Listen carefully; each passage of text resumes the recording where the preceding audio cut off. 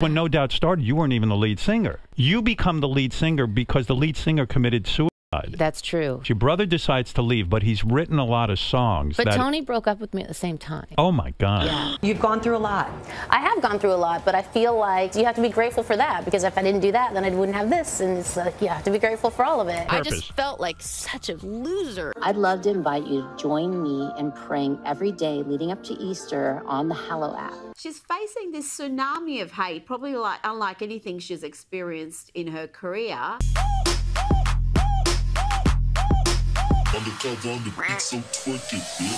Bonjour, bonsoir tout le monde, je suis ravie de vous retrouver aujourd'hui pour une nouvelle vidéo et aujourd'hui nous allons parler de la chanteuse Gwen Stefani. Depuis quelque temps je vois circuler des messages sur elle, des fans mécontents, donc voilà, j'ai envie de me pencher un petit peu sur la question et écoutez, par la même occasion je me suis dit que j'allais vous faire une vidéo sur elle vu que j'en ai encore jamais parlé. Donc je vais vous expliquer un petit peu la polémique qu'il y a autour d'elle en fin de vidéo. Mais avant de démarrer, je tiens à remercier notre fidèle partenaire CyberGhost VPN. Je vous rappelle pour ceux qui ne sauraient toujours pas ce qu'est un VPN qu'il s'agit d'un tunnel sécurisé et privé qui permet de crypter vos données personnelles, également de masquer votre adresse IP. De ce fait, lorsque vous connectez un Wi-Fi public, par exemple dans un café, un aéroport, sachez que vous vous exposez à des piratages. On peut vous voler vos mots de passe, également vos coordonnées bancaires. Donc un VPN permet vraiment de faire barrage à tout ça. Il vous protège des pirates, également des sites malveillants. Donc ça c'est pour la partie sécurité, mais il y a également d'autres avantages avec CyberGhost. Vous pouvez aussi avoir accès à du contenu géo-restreint. Il vous suffit d'aller par exemple sur Netflix,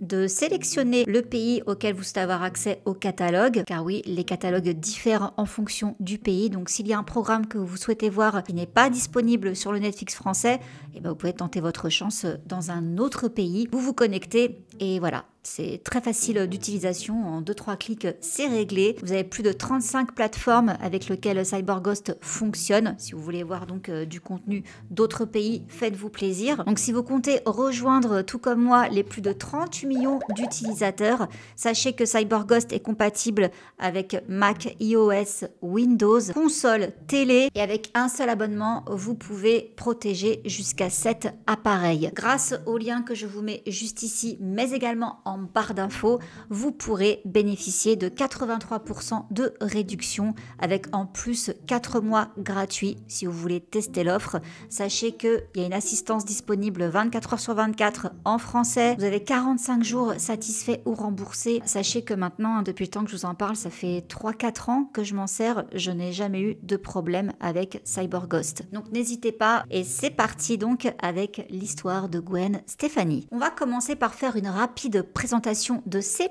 parents. Ils se sont rencontrés au lycée d'Anaheim et ils se marient le 11 juin 1966. Après que Patty, sa mère, et Denis, son père, se soient mariés, ils accueillent Eric, qui naîtra en 1967, Gwen Renée, qui naît le 3 octobre 1969, et Todd, qui naîtra en 1974, et ils sont tous donc à Fullerton, en Californie. Le père de Gwen Stefani, Denis, est vice-président exécutif de la société de marketing et de conseil Added Value North America depuis 1989 et Patty, sa mère, est assistante dentaire. Lors d'une interview en 2005, Gwen Stefani avait confié que Patty, sa mère, avait quitté son emploi d'assistante dentaire pour rester à la maison avec elle et ses frères et sœurs. Donc ensuite, voilà, elle s'est occupée de toute la petite fratrie. Gwen a une enfance positive dans la région de Los Angeles. En 2016, elle déclarait se souvenir que ses parents allaient régulièrement à l'église et elle décrivait un foyer heureux. Elle a même précisé « Nous étions la famille la plus idéaliste qu'on puisse imaginer. Mes parents étaient très stricts avec moi et je vivais chez eux même après mes 20 ans. Il me fallait donc rentrer chez moi et frapper à la porte de mes parents. » Alors, cette période était un peu frustrante,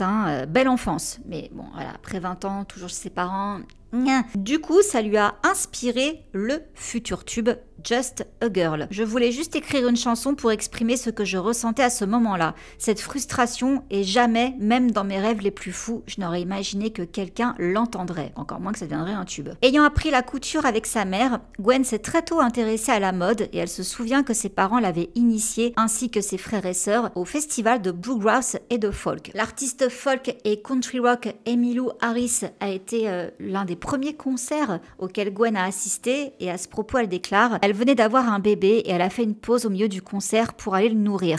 Je n'arrivais pas à y croire. Des années plus tard, Gwen a commencé à expérimenter sa voix ainsi que son style. Elle a offert à son père une démo d'une chanson qu'elle avait écrite intitulée End It On This. Son père l'écoutait au travail, il la jouait pour les autres et lui a ensuite confié des réflexions qui l'ont immédiatement marqué. Je me souviens de 2 choses qu'il m'a dites. La première était: tout le monde dit que tu écris vraiment bien et que tu devrais continuer. Et l'autre était: ne prends jamais de cours car ta voix est vraiment unique. Elle a quelque chose de spécial. En 1986, son frère Eric fonde le groupe No Doubt avec son ami John Spence comme chanteur principal. À ce moment-là, Eric est claviériste et compositeur principal et Gwen les rejoint rapidement comme seconde chanteuse alors qu'elle est encore au lycée. Et petite parenthèse, scolarité assez compliquée car Gwen souffre de dyslexie et d'un TDAH. Après l'obtention du bac, elle choisit d'entamer des études d'esthétique pour devenir maquilleuse professionnelle et donc pour revenir au groupe en parallèle. Pourquoi No Doubt? Tout simplement, ça s'inspire de la phrase fétiche du membre John Spence. Il disait toujours No Doubt. Peu après, il y a aussi eu l'arrivée du bassiste Tony Canal et lui et Gwen vont commencer à se fréquenter. Malheureusement, un drame vient frapper le groupe.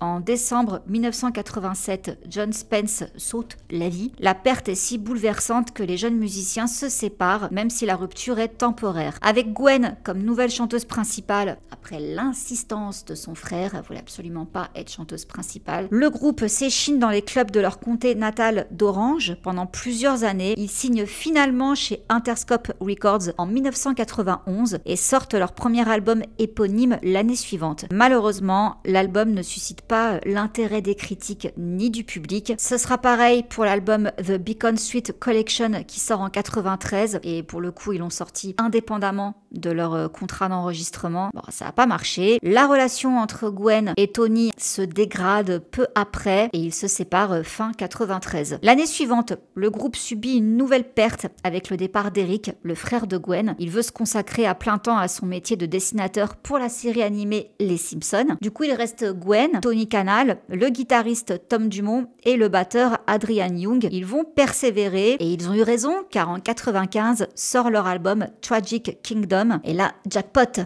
No Doubt s'est imposé comme une figure majeure de la musique populaire. Leur sonorité distinctive aux influences ska, punk et pop conquis de nombreux fans. Ils arrivent au sommet du Billboard fin 96 et surtout l'album, s'il a aussi bien marché, on doit notamment au tube Just a Girl que donc Gwen Stefani a écrit à cause de ses parents, tout ça.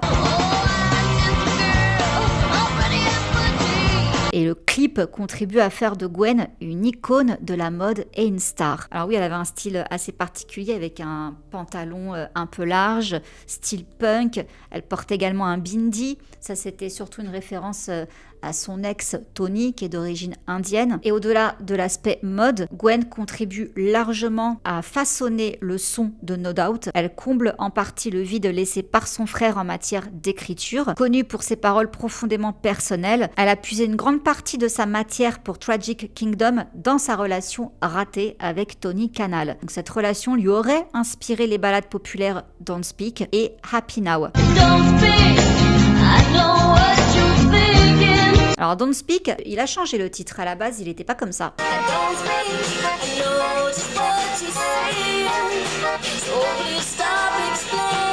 À la base, c'était une histoire d'amour jolie, dans un style rock 70s, et c'est réellement la rupture entre Gwen et Tony, après 7 ans de relation, au passage, qui a fait changer la tonalité du titre, qui petit à petit, session après session, est devenu un hymne larmoyant, comme certains disent. Par ailleurs, les titres Excuse Me Mister et Spiderwebs ont également fait sensation dans les charts, et au total, Gwen Stefani a écrit 13 des 15 chansons de l'album. Fin 96, Tragic Kingdom s'est vendu à 5 millions d'exemplaires et est nommé aux Grammy Awards dans la catégorie meilleur album rock avant d'être certifié disque de diamant en février 99. Parallèlement à No Doubt, Gwen s'est un peu aventurée avec des artistes comme le Brian Setzer Orchestra, également Prince et Moby, avant de revenir dans le groupe dans les années 2000. Donc justement, l'album suivant du groupe, c'est Return of Saturn en 2000. Il devient disque de platine presque immédiatement et contient à nouveau des paroles très personnelles de Gwen Stefani. Dans la chanson Ex-Girlfriend, elle exprime sa frustration après une rupture douloureuse. Et comme Tragic Kingdom avant lui,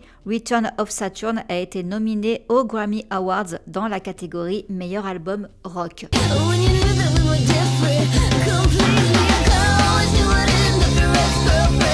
À ce moment-là, Gwen Stefani a changé son blond platine pour un fuchsia vif. Elle a confié au magazine Marie-Claire que cette nouvelle couleur vive était une réponse à sa rupture temporaire avec Gavin Rossdale, le chanteur du groupe grunge Bush. Oui, du coup maintenant elle sort avec le leader de Bush. Et elle commence à s'imposer comme artiste à part entière en 2001 en participant au tube Div, Let Me Blow Your Mind, ainsi qu'au single à succès de Moby, Southside. Elle a même remporté son premier Grammy Award pour son travail avec Yves, remportant le prix de la meilleure collaboration rap-chant. Je me souviens de cette chanson, on l'entendait partout.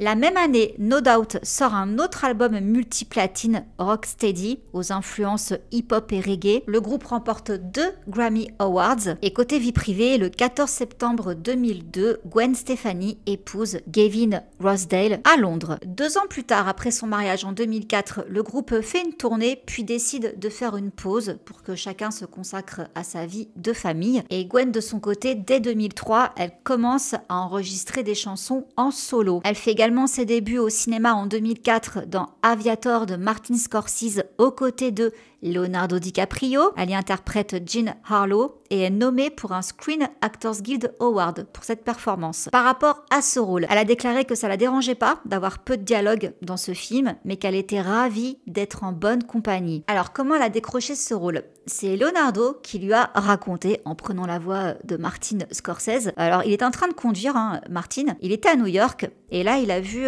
la couverture de Teen Vogue où il y avait donc Gwen Stefani sur le côté d'un abribus. Et quand il a vu donc cette couverture, il a dit mais qui est cette fille? Il faut absolument qu'on aille la chercher. Et c'est assez drôle selon Gwen parce que justement quand elle a fait la séance photo de cette couverture, elle s'était déjà sentie comme une star de cinéma. J'avais l'impression de tourner un film. Ma copine Sophie Muller, qui réalise beaucoup de nos clips, était avec moi et a tout filmé. C'était comme un rêve devenu réalité. J'essaye de faire du cinéma depuis des années parce que tout vient du même endroit, de toute cette créativité qui est en vous. Et je voulais le faire depuis longtemps, mais on ne peut pas rivaliser avec certaines actrices qui font ça quotidiennement. C'est une des raisons pour lesquelles on a pris une année sabbatique avec le groupe. Et je voulais faire un film. Évidemment, Jean Harlow est la bombe blonde originelle. On voit bien qu'elle m'a inspirée. Pour autant, elle déclare que Martin Scorsese ne lui a pas offert le rôle. Elle a auditionné comme tout le monde. Donc elle a rivalisé avec d'autres actrices plus confirmées. Et son agent d'ailleurs lui avait même conseillé de ne pas se faire d'illusions. Mais elle pensait avoir de bonnes chances d'obtenir le rôle.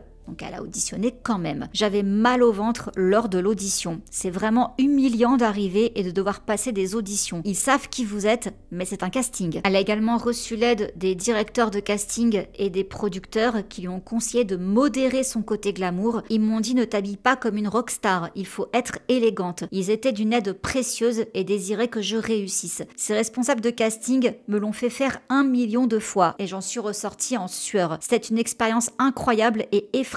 Je n'ai aucune compétence, j'ai juste fait des essais. Je suis allée à l'hôtel Bel Air et ils étaient en train d'auditionner des filles. On entrait, on auditionnait et on ressortait. Bon, elle a finalement passé des essais avec Martin Scorsese et Leonardo DiCaprio, ce qui lui a finalement permis d'obtenir le rôle de la légende du cinéma des années 30, Jean Harlow. Je me souviens juste d'être entrée, d'avoir tourné la scène et ils étaient tellement gentils. Ils m'ont mise à l'aise et j'ai eu le rôle. J'avais 3 répliques. Mais j'ai eu le rôle. Bon, elle précise aussi que la fille de Martin Scorsese adorait le groupe No Doubt, donc peut-être que elle a plaidé en sa faveur, qui sait. Donc même année 2004, eh bien Gwen Stefani sort son premier album solo, Love Angel Music Baby, aux sonorités plus pop et club que celle de son travail avec No Doubt. Et pour réaliser cet album multiplatine et nominé aux Grammy Awards, elle collabore avec de nombreux artistes, auteurs, compositeurs et producteurs de renom, dont Dr. Dre, Dallas Austin, Linda Perry, son ex Tony Canal et également Yves, avec qui elle signe le tube Rich Girl. Le succès est encore plus grand avec le tube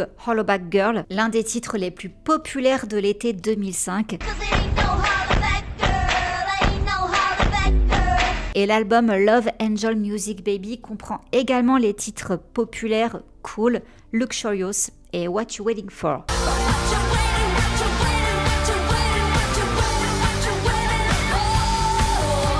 Parallèlement à tout ça, parce que Gwen a plus d'une corde à son arc, elle a toujours adoré dessiner et créer ses propres tenues de scène. Du coup, en 2004, toujours 2004, elle a fait beaucoup de choses, et bien elle lance sa propre marque de prêt-à-porter Lemb, les initiales du titre de son premier album Love Angel Music Baby, L-A-M-B. Mais parce que moi je croyais que ça voulait dire agneau et je me suis dit pourquoi. Non, c'est les initiales de son album sorti la même année. Petit à petit, elle acquiert une véritable notoriété dans la mode et défile chaque saison à New York. Et elle existe encore, sa marque. L'année suivante, sa fascination pour la mode urbaine japonaise et la culture jeune va lui inspirer les parfums Harajuku Lovers. Alors ces parfums se distinguent par l'aspect kawaii, je sais jamais comment on dit. Leur emballage, c'est des petites poupées qui représentent Gwen Stefani ainsi que ses 4 danseuses, Love, Angel, Music et Baby, toujours référence à son album, dans des costumes et des poses variées. Les parfums sont produits en collaboration avec Coty, et bien que l'album et l'adoption par Gwen Stefani de l'esthétique Harajuku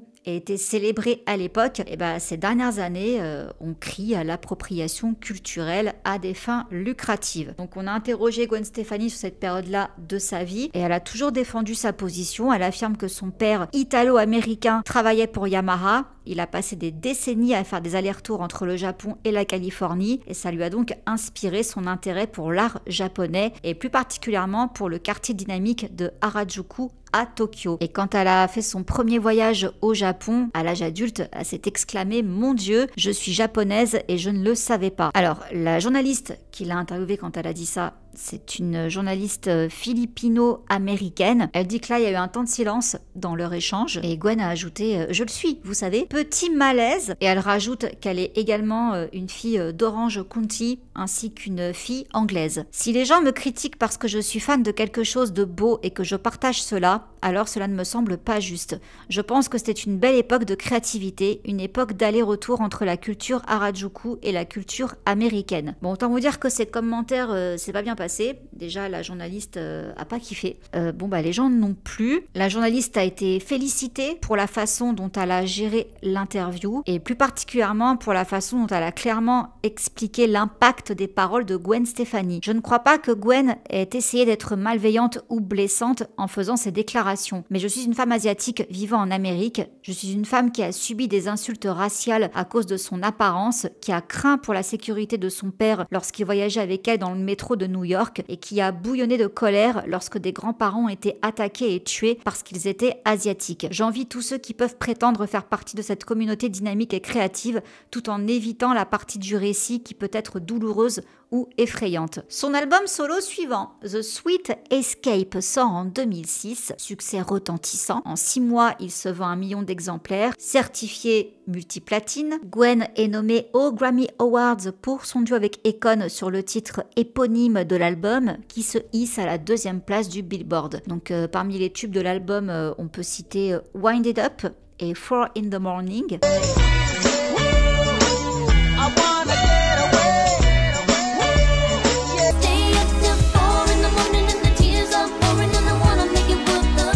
Et côté vie perso, Gwen et Gavin accueillent leur premier fils, Kingston, en mai 2006, suivi de Zuma en août 2008. Gwen rejoint ses camarades de No Doubt pour une tournée nationale en 2009. 2011, ils retournent en studio et préparent Push and Shove. Ils font leur comeback en juillet 2012 en dévoilant le single Settle Down, premier extrait de l'album qui sortira le 24 septembre 2012. Déterminé à renouer avec le succès, cet album, il est imprégné de la musique ska, qui a contribué à la renommée mondiale du groupe avec Tragic Kingdom. Ils font également un programme promotionnel et de tournée intense pour faire de cet album un énorme succès. Et bien qu'il n'ait pas connu le même succès que les précédents albums, il se place quand même à la 3e place du Billboard. Ils vont donner pas mal de concerts en 2014 et 2015 avant de s'arrêter pendant 10 ans. Mais juste avant ces concerts, Gwen Stefani donne naissance à un troisième enfant, Apollo, en février 2014. Alors après ces concerts avec No Doubt, Gwen donne un nouveau tournant à sa carrière en devenant coach pour l'émission de télé-réalité The Voice. Donc elle remplace Christina Aguilera qui est enceinte. Elle rejoint donc Pharrell Williams et également Blake Shelton ainsi qu'Adam Levine, coach de longue date dans The Voice. Et c'est pour la 7e saison. Elle va ensuite reprendre son poste de coach pour les saisons 9, 12, 17, 19, 22 et 24. Saison 26 c'était là, c'était automne 2024. Entre-temps, août 2015, Gwen Stefani, âgée de 45 ans à ce moment-là, et Gavin Rossdale, 49 ans, officialisent leur séparation après 20 ans de vie commune et 13 ans de mariage. Donc oui, 2015, c'était assez chargé finalement. 2014-2015, le bébé, les tournées et le divorce. Alors, c'est pas très joli. Ils ont cité des différends irréconciliables, oui. Gwen suspectait Gavin de l'avoir trompé avec la nounou de leurs 3 enfants. Alors, selon une source, je cite, Gwen est absolument dévastée que son mariage prenne fin. Elle est inconsolable, mais elle n'a pas eu d'autre choix. Elle avait d'énormes doutes et suspectait Gavin d'entretenir une liaison avec la nounou. Gavin a toujours nié les faits, mais les amis de Gwen lui ont dit qu'il y avait quelque chose de louche. Alors, selon toujours cette source très discrète, il affirme que Gwen a finalement choisi de virer la nounou. Elle ne travaille plus pour eux. Ça faisait plusieurs années qu'elle travaillait pour eux. Dévastée, Gwen aurait alors entrepris de lancer la procédure de divorce. Gavin était l'amour de sa vie. Elle lui a tout donné et elle a tout fait pour sauver leur mariage. Mais Gavin n'était plus dedans. Alors, donc, ils vont se partager la garde de leurs enfants, qui là ont 9 ans, 7 ans et 1 an et demi. Et n'ayant pas rédigé de contrat de mariage, l'ancien couple, devra se partager leur fortune à parts égales. Mais pas de panique, elle va très vite retrouver l'amour, je vous en parle juste après. Suite à ça, elle sort en octobre 2015 le single Used to Love You avant la sortie de This Is What the Truth Feels Like en mars 2016. Cet album débute à la première place du Billboard, mais ne connaît pas de succès majeur ni de reconnaissance. C'est bizarre quand même de se placer aussi bien et de ne pas avoir un grand succès. Bon, bref, en tout cas, cet album, il est inspiré en grande partie de son divorce, bien sûr. Dans un entretien qu'elle a accordé à un quotidien, elle a accepté de se confier sur ses peines, revenant en détail sur la période qui a suivi sa rupture avec Gavin, où elle déclare « J'étais morte. J'étais littéralement morte. Je paniquais comme n'importe quelle autre personne l'aurait fait. » Et selon elle, devenir membre du jury de l'émission The Voice l'a aidé à surmonter cette épreuve. C'était la première fois de ma carrière que je faisais quelque chose qui ne concernait pas que moi. Vous comprenez ? C'est un rôle très maternel d'être coach. Cela m'a permis de prendre du recul. En quelque sorte, cela m'a permis de regagner confiance. Et justement, c'est sur The Voice qu'elle fait la rencontre de Blake Shelton, également juge dans l'émission. Ils ont donc tissé des liens en raison de leur divorce simultané. Lui, il se séparait de la chanteuse country Miranda Lambert et donc ils se sont mis ensemble. Et pour lui aussi, ça tombait très bien car il avait déclaré à cette époque-là « J'étais au plus bas, en plein enfer. Gwen m'a sauvé la vie. Qui d'autre au monde pourrait comprendre un divorce très médiatisé avec un autre musicien ?» Alors Gwen admet d'ailleurs que cette nouvelle histoire d'amour est un cadeau inattendu. Il traverse exactement la même chose que moi au même moment et je ne pense pas qu'il s'agisse d'une coïncidence.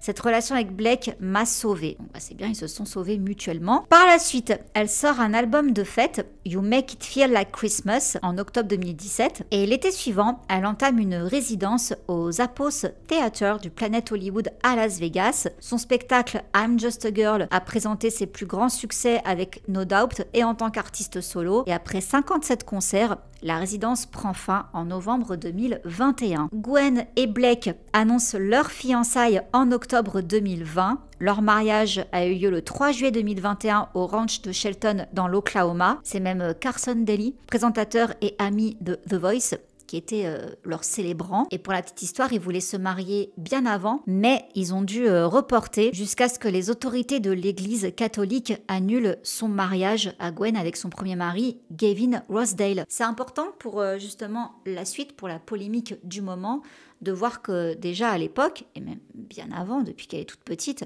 la religion c'est très important pour Gwen. Donc déjà début 2019, elle voulait se marier avec Blake, mais ils ont dû repousser. À l'époque, une source avait indiqué que Gwen avait entamé la procédure officielle et souhaitait faire annuler son précédent mariage afin de pouvoir épouser Blake et que celui-ci soit reconnu par l'Église. La religion de Gwen a toujours été extrêmement importante pour elle et Blake la soutient pleinement. En mars 2021, une source confirme que l'Église catholique a finalement accordé l'annulation. Gwen a été informée que la décision avait été prise par le tribunal du Vatican. Ce fut un immense soulagement pour elle car elle souhaitait se marier devant son prêtre et que son mariage soit reconnu par l'Église catholique. Donc voilà, ça c'est fait. Donc Gwen Stefani, elle continue de sortir de nouveaux morceaux, principalement en collaboration avec d'autres artistes. Son mari Blake Shelton a été l'un de ses principaux collaborateurs. Ils sortent en 2019 le duo Nobody But You, qui est devenu d'ailleurs un tube country majeur. Ensuite, ils vont également faire le titre Happy Anywhere en juillet 2020. Et là, on arrive à mars 2022. Donc après la chanson, la mode et les parfums, Gwen se lance dans le maquillage. Comme beaucoup d'autres artistes depuis ces dernières années, tout le monde sort sa ligne de maquillage. Sauf que pour Gwen, ça fait peut-être un peu plus sens. En effet, rappelez-vous, je vous ai dit qu'elle avait fait des études pour devenir maquilleuse. Donc elle a été effectivement maquilleuse dans le comté d'Orange en Californie, au rayon beauté des grands magasins. Et du coup, cette marque Give by Gwen Stefani allie performance et plaisir. Petit topo sur la marque. Forte de plusieurs décennies d'expérience en maquillage en coulisses, Give propose une gamme d'essentiels du quotidien revisité avec des couleurs audacieuses et pures, des formules de niveau artistique et une performance extraordinaire, conçue de manière durable et toujours propre, vegan et non testée sur les animaux. Et elle a donc travaillé pendant 4 ans avant de sortir cette marque. Je sais que le maquillage est apprécié par les artistes et pas seulement par les femmes. Ce qui est si valorisant dans le lancement d'une marque de maquillage, c'est de partager quelque chose qui, j'en suis sûre, fera plaisir aux gens. Elle révèle également qu'elle avait commencé à délaisser son rouge à lèvres signature, optant pour des teintes plus claires qu'elle évitait auparavant. Je veux juste être aussi belle que possible à tout âge, comme nous toutes, et partager l'idée qu'un maquillage de qualité peut vraiment changer la façon dont on se sent. La magie réside dans le maquillage. On peut toujours changer qui on est, se sentir mieux ou faire plaisir aux autres grâce au maquillage. Il est le terrain de jeu idéal pour cela. Voilà, petite parenthèse make-up. Janvier 2024, Gwen Stefani annonce que le groupe No Doubt se reforme pour se produire au festival Coachella en avril et elle déclare « C'est arrivé si vite et c'est ce que je préfère.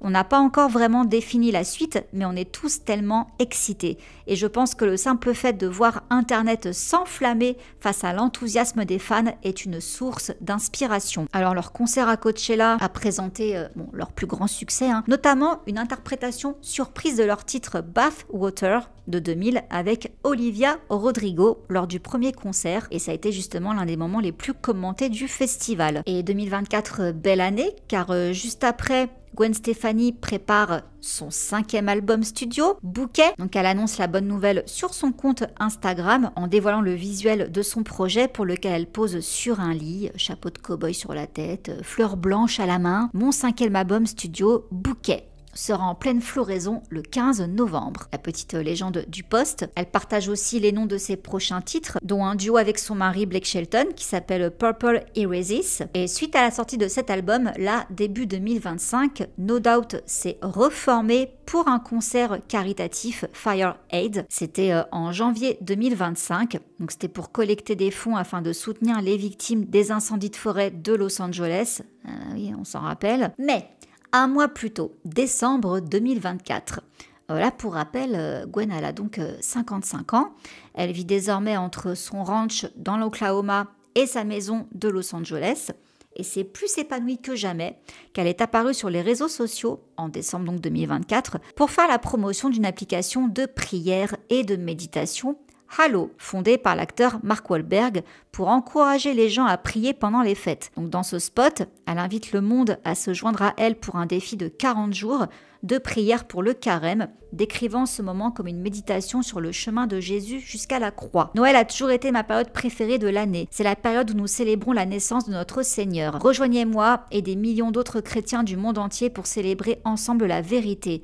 Dieu a tant aimé le monde qu'il nous a donné son Fils unique. Alors c'est de là que la polémique, elle part. Beaucoup de fans ont soutenu soutenu l'adhésion publique de Gwen à sa foi, mais beaucoup l'ont critiqué. Beaucoup n'ont pas aimé son engagement religieux. Je vous cite quelques tweets qu'il y a pu avoir. Transformation d'épouse traditionnelle terminée. C'est quoi ce bordel? Je vais juste me dire que c'est une IA et continuer ma vie. Gwen, je t'aime depuis l'âge de 8 ans, à l'époque de Tragic Kingdom. Je comprends que ta foi soit importante pour toi, mais c'est vraiment gênant. Alors, donc ça, c'était les pas contents. Mais certains autres fans ont quand même défendu Gwen en disant c'est absolument dingue. Quiconque a grandi en admirant Gwen dans les années 90 sait qu'elle a été élevée dans la foi catholique à Anaheim. Je ne sais pas pourquoi vous pensez qu'on l'a perdue. Elle a toujours été comme ça. Visiblement, vous ne la connaissez pas beaucoup. Est-ce que le fait d'apprendre qu'elle est religieuse change votre opinion sur elle? C'est pas fini. Ce qui n'a pas plu également, c'est que la veille de la sortie de luxe de son album Bouquet, elle a fait l'éloge d'une interview de l'acteur Jonathan Roumie chez Tucker Carlson. Alors, Jonathan Roumie, il incarne Jésus-Christ dans la série évangéliste The Chosen, adaptation des évangiles, et donc il a parlé avec ce Tucker Carlson de son rapport à la foi, des paroles qui ont touché Gwen Stefani. Du coup, le 6 mars, elle a tweeté sur X: Waouh, Jonathan Roumie, tu es un être fort et inspirant. Quelle interview intelligente et magnifique. Merci d'exister. Alors, petit rappel des faits, Gwen, elle a été élevée dans le catholicisme.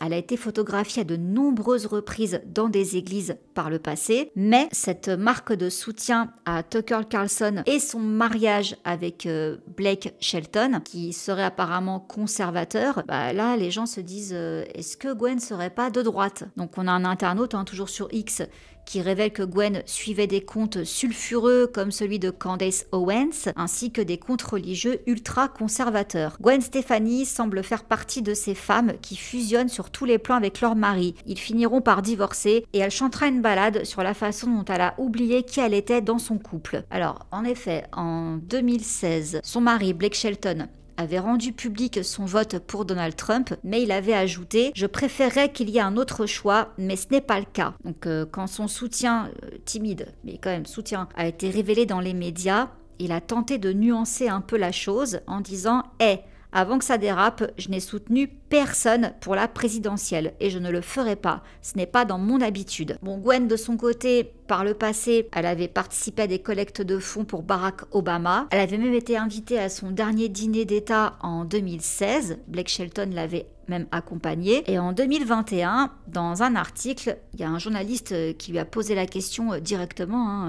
est-elle devenue républicaine? Et voici ce qu'elle avait répondu. « Je peux comprendre que les gens soient curieux, mais je pense que ce n'est pas difficile de deviner où je me situe. Tout l'intérêt du vote, c'est que l'on a la possibilité d'exprimer son sentiment. J'utilise ma notoriété pour raconter mon histoire, me rapprocher des gens. Je ne suis pas une étudiante en sciences politiques, à quoi bon en parler ?» Du coup, dans la foulée, on a déterré une ancienne interview qui datait de 2023, où on voyait que Gavin Rossdale, donc l'ex de Gwen Stefani, ils s'entendaient pas avec Gwen. Ils n'étaient pas restés en bons termes. Ils déclaraient qu'ils étaient juste des parents divorcés et non des coparents. Et selon certains autres articles, la religion et le rôle qu'elle jouerait dans l'éducation de leurs enfants est précisément un point de litige entre eux. Alors par rapport à tout ça, j'ai trouvé un attaché de presse hollywoodien qui s'est exprimé justement sur l'expression de Gwen Stefani sur sa foi. J'ai trouvé ça intéressant ce qu'il disait, donc écoutez, je vais vous le citer. Il s'appelle Steve Honig, donc il partage son point de vue selon lequel l'image de Gwen Stefani pourrait être affectée, mais les dommages seraient probablement de courte durée grâce à son statut de célébrité établi de longue date et à la fidélité de ses fans. Donc voici ce qu'il déclare. Le tollé contre Gwen Stefani révèle un malaise face à la religion dans la culture populaire et à l'imposition du conformisme culturel au détriment du choix individuel. À Hollywood, la foi est la nouvelle rébellion. Affichez-la ouvertement et vous risquez d'être taxé d'hérétique dans la culture populaire. La liberté d'expression ne s'arrête pas à la religion. Si vous ne voulez pas que Gwen Stefani vous prêche, n'écoutez pas. Mais en Amérique, nous devrions lui permettre de s'exprimer. Le tollé contre les célébrités religieuses montre que l'authenticité des célébrités et la tolérance culturelle ont des limites, voire de l'hypocrisie. La foi est une chose extrêmement personnelle et exprimer ses convictions publiquement peut parfois susciter la controverse selon le public. La réaction des fans peut avoir un impact considérable sur l'image de marque d'une personne. Dans ce cas précis, Gwen Stefani a fait un choix conscient de parler publiquement de sa foi et elle est une célébrité et un talent suffisamment important pour pouvoir surmonter toute tempête résultant de sa révélation. En fin de compte, une personnalité publique doit être elle-même et ne pas compromettre ni cacher ses convictions, car ses fans peuvent être d'accord ou non avec elle. Cela dit, une célébrité doit reconnaître qu'il y a un temps et un lieu pour chaque chose et dans certaines circonstances, séparer sa vie publique de sa vie privée. Donc voilà, je trouve qu'il exprime très bien la situation, il avait les bons mots. Voilà, j'espère que cette vidéo vous aura plu. N'hésitez pas à donner vos avis dans les commentaires de manière courtoise s'il vous plaît, surtout si vous parlez politique et religion. S'il vous plaît, soyez courtois entre vous, s'il vous plaît. Et sur ce, je vous laisse là. Je vous fais plein de gros bisous. Je remercie encore CyberGhost d'avoir sponsorisé cette vidéo. Donc je vous remets le lien à l'écran, mais également en barre d'infos ainsi qu'en commentaire épinglé pour profiter de l'offre des 83% offerts et des 4 mois gratuits si vous voulez tester CyberGhost VPN. Mouah. Bisous tout le monde, ciao. Undercover on the beat, so twerk it, bitch.